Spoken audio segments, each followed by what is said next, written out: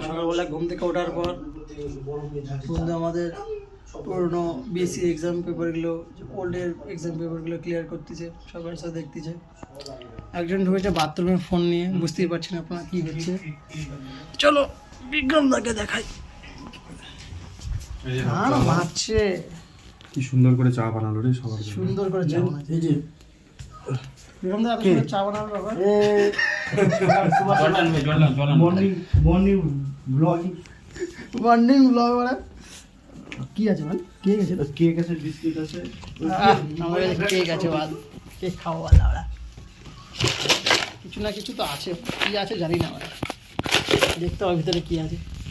আর এই হলো বন্ধু আমাদের একটা বাথরুমে ঢুকে মারতিছে। এ বেরো নে নে নে বিক্রম নে চাটা নে। সকাল সকাল মারার অভ্যাসটা বন্ধ করতে হবে না। রাত্রেবেলা এইভাবে থাকা পুরো বাহ, ভালো হয়েছে, ভালো হয়েছে না? সে হয়েছে না? সুন্দর। চাটা টেস্ট করে দেখা যাক কেমন। এরকমই ঠিক আছে, বেশি চিনি ভালো লাগে না, হালকা চিনি কি সুন্দর ফ্লেভার। জল খাবি না? জল খাবি? হ্যাঁ সে লাগতেছে ভালো হয়েছে। মুখে আছে তোমার কাছে? জল বলবো?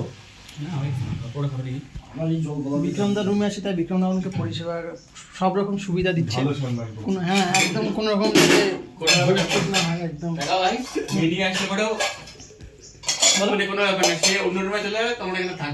এরকম ব্যবহার মানে একদমই ভাইচারা অন টপ। এটা আমাদের কিচ্ছেন। এ ভাই বিক্রম, দেখা গেল দুজনেরই সিএইচইউ একসঙ্গে লেগে গেল মালদাতে, তারপর সেই চো চাকরি বলা তো ভালো, চাকরি না বলে অবস্থা খারাপ। রুমটা আলাদা রাখতে লাগবে, এই জন্য তো বেশি একটা এনগেজ থাকবি। হ্যাঁ সেই চো সিবিটি হচ্ছে না, সেই চো লিখিত এক্সাম। এক্সাম পড়াশোনা না, এক্সাম পাস করবো না চাকরি দিব না, তাই বলবো।